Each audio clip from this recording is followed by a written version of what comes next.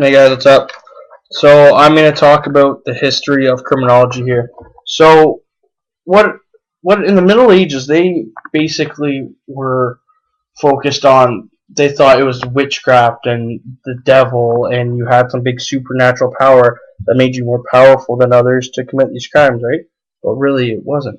So in the Middle Ages, from 1200 to 1600 AD, it was religious and civil misdeeds attributed to supernatural forces, meaning that they thought that the crime was all from witchcraft, supernatural stuff, crazy stuff that today we would think is crazy. So, like, they would punish you for the death penalty for theft. They would do all that kind of stuff, right?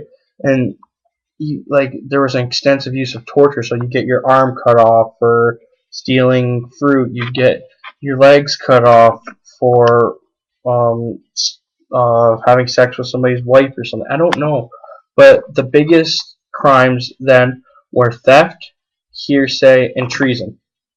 Remember, theft, hearsay, and treason, and most of them were punished with the death penalty and torture. So you just got to remember that the witches in the early age, and what did they punish the witches with? They burned them to death. They killed them, right? So that made us move on to classical criminology from 1750 to the 1900s. So Cesare Bessarion, the father of utilitarianism, thought that people had free will, which they do, and as long as people fear punishment, they won't do it, right? Like if you rob a dollar store and then with a death penalty, then people wouldn't do it, right? But his next point was the severe, certain, and swift punishment works the best, right? So you don't really want all the long punishments, It's got to be quick, cut, done, right? So, but his next point was that the punishment has to fit the crime. So really, the dollar store thing wouldn't be, if you robbed the dollar store, it wouldn't be a big deal. So the punishment has to fit the crime. So that's when a lot of the torture and the death penalty kind of calmed down a little bit, and then that's when like the jails and stuff were kind of invented, I guess. So that's just how I think of Bessaria there. And remember, you got to think of utilitarianism, and that the punishment has to fit the crime, right? So we move on to positivism, and that began about the 1850s with Clemente. Now, Clemente was a scientist, and he thought that was all in the head. It's a study of human behavior, right? So with the study of human behavior, he thought that there was no supernatural forces. No one's got superpowers. It's all like internal and external forces inside the body, right? And he thought if he studied human behavior long enough, he'd be able to figure out what was going on, like with the cause-effect relationships. So in the early positivism, they started looking at a lot of facial features. That's the physiognomy. Remember, physio is the face, okay?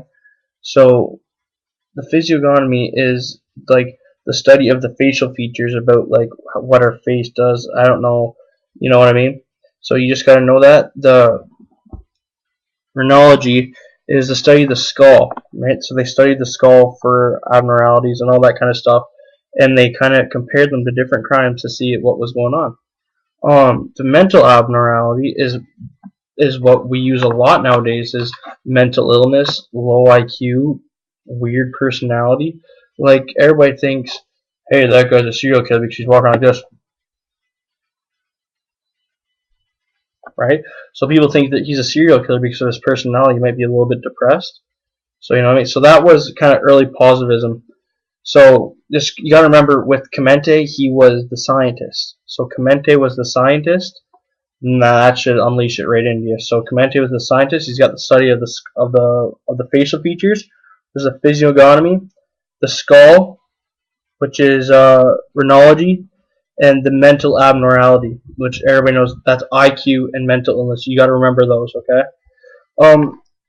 So we're gonna keep going on with the next video. It's looking a bit too long, so we'll be right back.